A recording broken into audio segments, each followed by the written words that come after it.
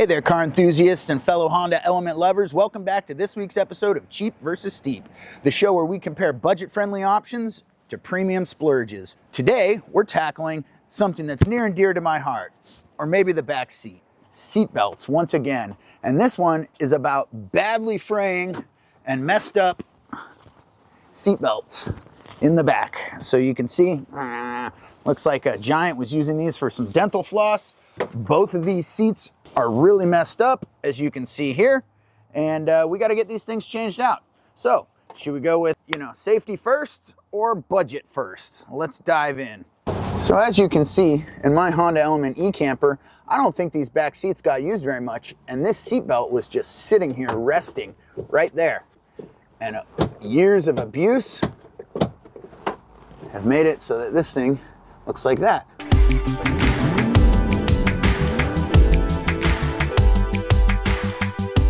So as always, we'll compare two options, the budget-friendly option or the premium call in the experts method. So for our cheap option, I found this over here, $12.99 on eBay. And it's got decent reviews, but it's kind of like a Tinder date. Looks good in the pictures, but is it gonna hold up in person? Well, I don't wanna find out. I'm gonna go a different route. As you saw in my last video, what we're gonna do is actually get one used. And this came from a 2007 Honda Element. Does everything it's supposed to, and it's not ripped. So the first thing we gotta do is use our basic tools and get these panels removed. And while we're at it, we might as well go ahead and install a backup camera for this thing, at least in preparation for a better stereo. Emphasis on the patience, but let's get started. Some basic tools you're gonna need are gonna be a screw gun with just a Phillips head on it and a 14mm. So if you wanna save your back the pain of trying to wrestle these out of there, just get yourself a decent impact gun. Either one of these should technically work, but a mid-drive would be better.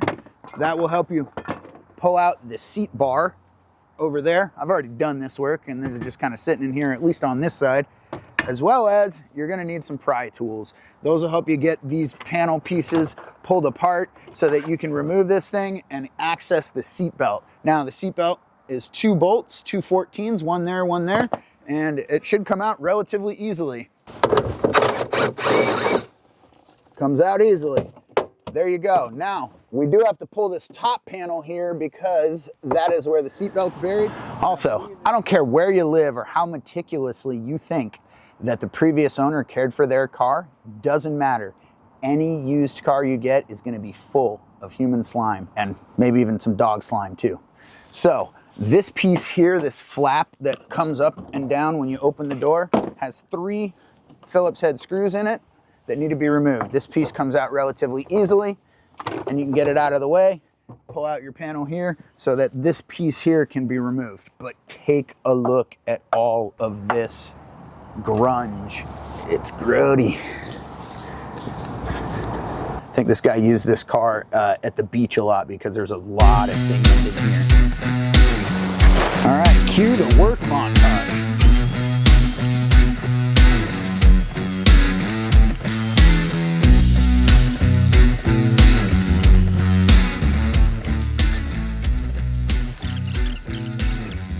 The only way that I can tell that there's a difference is by this tab here being up or down. You can see this one's on the wrong side. So this is technically for the other side. So as I showed you earlier, this thing is really, really nasty in here. And one of the things that I want to do is I want to get some sound deadening over on this side. Now, we did the front doors with something called Sillless. Sorry, it's a bit shiny, but you get the idea. This is about $60 a box. We did both doors and there's still a ton of this stuff left. I will also say, keep your little end cuts and pieces. Now, the reason for this is when you put sound deadener in these things, it doesn't necessarily need an entire sheet. You just want to kind of get the resonance of the metal to quiet down and to have some dampening on it. So these little pieces, save them, put them where you can, and you'll be able to save yourself on some of this material. So as you saw earlier, I was struggling with this piece to get this to retract. It was like it was stuck in some safety system where it just would not want to come back out. Now, there's a reason for that. Your car doesn't like to be upside down, so these seat belts are only meant to go one way. And as I was struggling with this, I thought to myself, why don't I just put it into the car the way it's supposed to be? Lo and behold, they're not broken. All you need to do is install it this way so that you can retract the seat belt. That being said, I'm going to pull it back out so that I can put some sound deadener back here on the exterior panel of the car.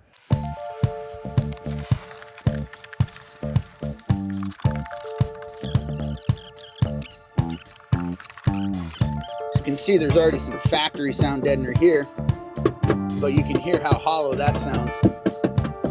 So all of that is probably and likely going to get a treatment. Some of the tools you're going to need will be a real sharp razor blade and these rollers to kind of work it in. Now, as you go to reinstall these, you put these clips in first up here. They kind of fit in and then clip into place. Just make sure you have all of your little tabs that snap in to all of these in place first.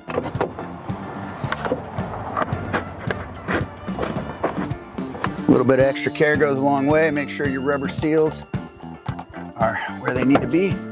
Looks like maybe I was supposed to do this one first. Necessary for almost any car you ever work on. 20 bucks on Amazon, link down below. Get yourself these little clips. Comes with a bunch of different assorted sizes because you're always gonna lose one. Haha.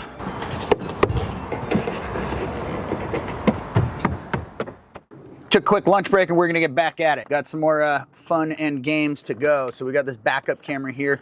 Came with a stereo that I bought previously. It's a Metra device, which means it came from Crutchfield.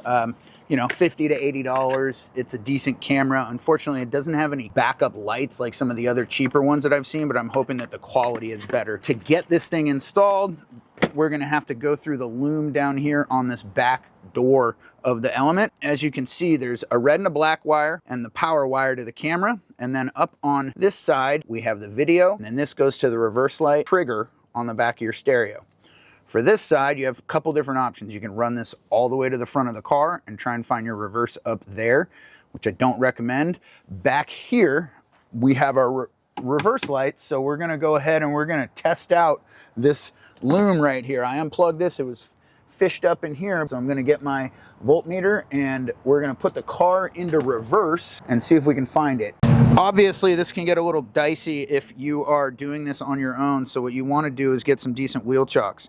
Now, if you don't have wheel chocks, you can actually use your jack stands and they work decently well. I have one of these from my RV that should do the trick. These are relatively cheap. Now, again, green and black, put our probe in here and then ground out the black.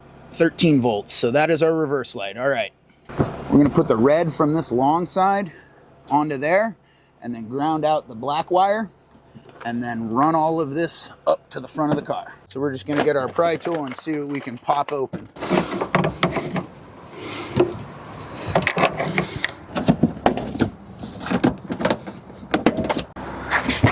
Should just kind of lift off. The hardest part is going to be passing it through this grommet right here. Best thing I found that's cheap would be to just get an old wire coat hanger. And if you have any pulling lubricant or some silicone spray, it'll make your life a lot easier. So your license plate goes here, and these are your license plate lights. Flathead, push it up, and then you should be able to just, there you go. So we can pull this down, disconnect it. There's enough room on the side that it'll just basically fit the wire right next to it. Next spot that it comes out is right here. Give a little tug on it. And as you can see, that little round thing came with it. The next thing that we're gonna be doing again is more sound deadening back here.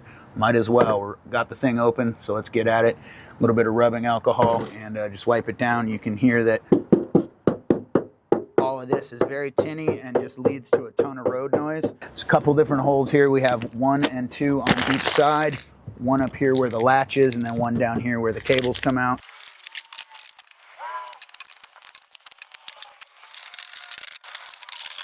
All right, get yourself a coat hanger, a metal one, and then unwind it. Like I said, if you have anything that'll help wire pulling lubricant, this is for like, you know, electrical contractors and stuff, that'll help to get through this little rubber piece here. Let's see if we can locate that bad boy in there.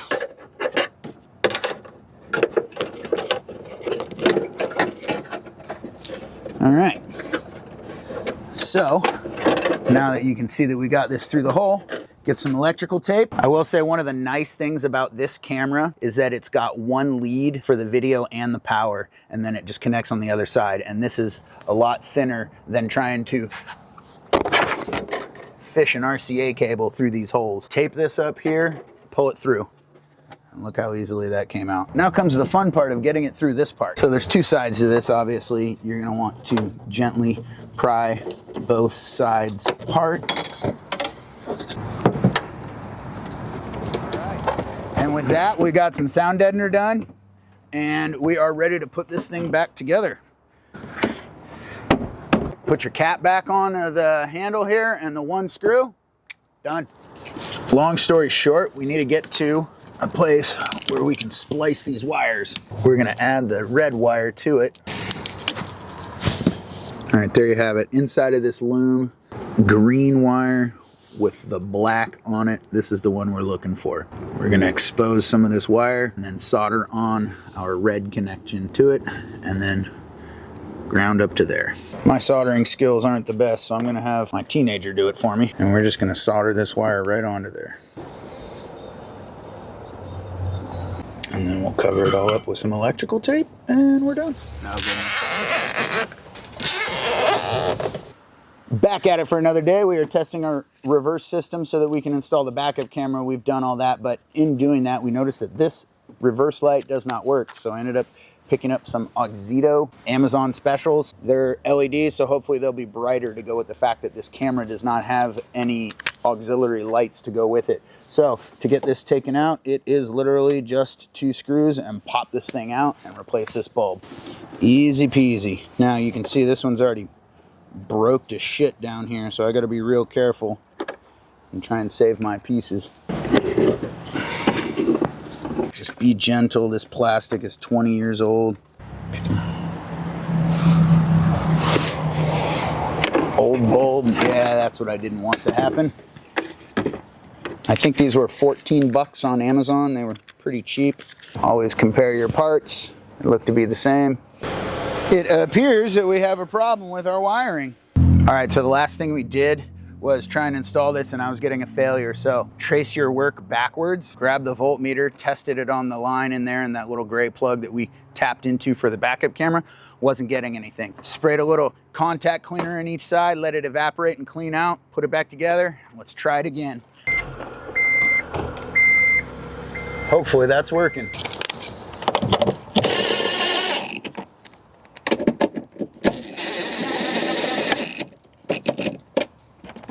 That one's very amber and cruddy. That one's bright white. All right, to keep moving on with this stereo transplant, we're grabbing the stereo from the other Honda Element, and we're just gonna make this one as absolutely best as we can. This is a Carplay DVD player. We're gonna get it set up so that we can actually test our backup camera and make sure that it's working. Run those cables up along through this panel. I used a fiber stick that's bendy. It's meant for pulling electrical wires and low voltage wires. I'm also going to be able to send it through this way. There's a little path. You can kind of get it, if you're real gentle, to pop out on the inside where the stereo is. And then we're just going to pull this cable all the way through. If you don't know what this is called Tessa tape. It's almost like fabric or like Velcro without the stick, without the grabby qualities. Used for electronics. Make sure that your stereo wires don't rattle and speaker wires and stuff. I am just simply going to use it to pull this all the way through. Okay, get your stick out. There we go. Okay, as you can see here, rear view camera. This is going to go in there. And then this purple one says reverse trigger on it. So that gets hooked up here. Check everything.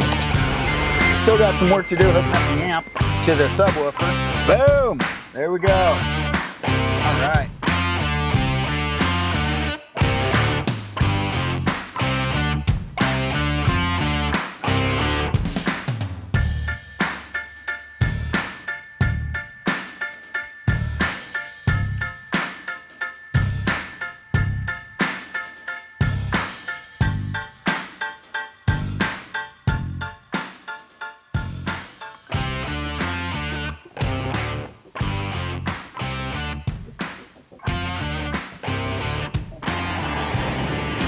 Just like that, seatbelt and sound deadening is complete.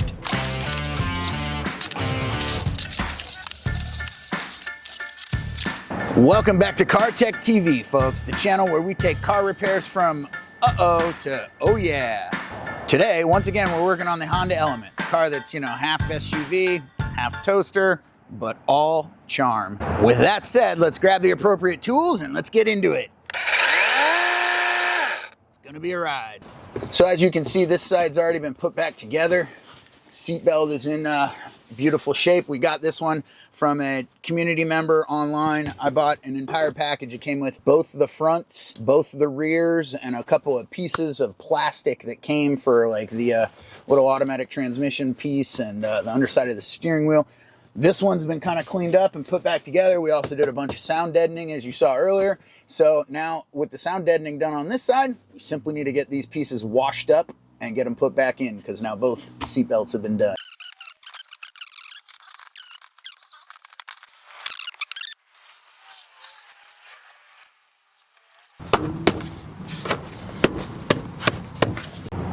Hey, dog. 20-plus-year-old plastics. Be careful. So easiest way to do this is just kind of put it up on your knees. Get this yellow part to fit into the hole. Rock it down in place. Done.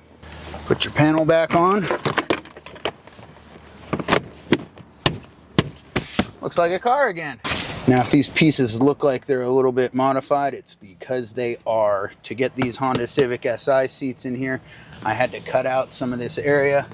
Could I have done a better job? Yes. But as you will see here shortly, when these things are installed, you can't tell at all.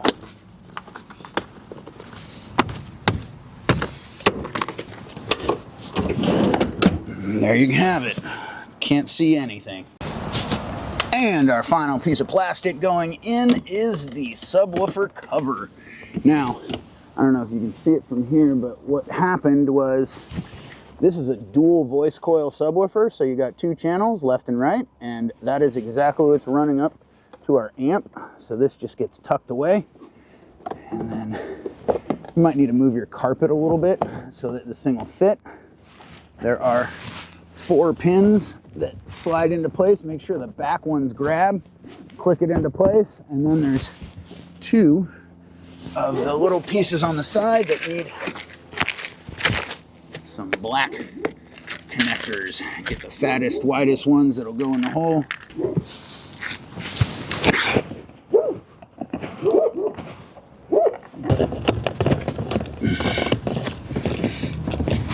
Now that we got all our plastics in, I can give you a brief description about what we did for the stereo up here to go along with the backup camera. This is the stereo that was previously in here. It was an Alpine single DIN, but I have another Honda Element, and we call it the stick shit. The stick shit also had this stereo in it, so I'm just basically robbing all the good parts off of that one and putting them in here. But they both had the harnesses, so this part, the black part, plugs into the back, and then all of these wires for the stereo plug into the harness back there in the dash. Basically, the one thing that you're really going to have to worry about or work on is if you have an amplifier, there's going to be some additional cables. Those additional cables are obviously going to be red, hot, yellow is battery, black is ground, illumination is orange, and the blue is if you have an amplifier. So this thing came with an amplifier actually tucked back here in the dash. So like the other one, it has an amp as well, but that one's under the back seat. It's kind of a pain in the ass, especially when I'm doing work out of it and I flip the seats up. Got this amp lying around, wires everywhere.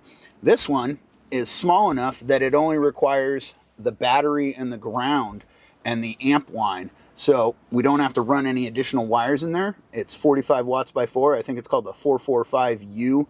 Link in the description below. Great little amp. It's got a bunch of dip switches on the back. Long story short, when you look at this, those are the only wires that I really had to cut, were the yellow and the black out of the other harness. So I'll just reattach them later, leave yourself a little bit of lead room. You can see that we now have a DVD CarPlay stereo. One of the trick things that I did was I had to find a place to mount the microphone. And if you look at these little panels down here, which by the way, come off really easily, you can basically just pry them off. But I just ran the microphone wire right here. I had called my kids to figure out where the best placement was, and everything in this car is really far away, so I felt like this would be the most universal spot. It's not really blocking anything, and it comes in and out with the stereo. Let me show you right here. But there you go, you get the idea. The wire is just basically tucked in there. If you look here on this corner, you can see there's a little tiny slit back there. And so I didn't even have to modify anything. I just basically put it there, stuck it with the little tab of stick tape that it came with, and we were good to go.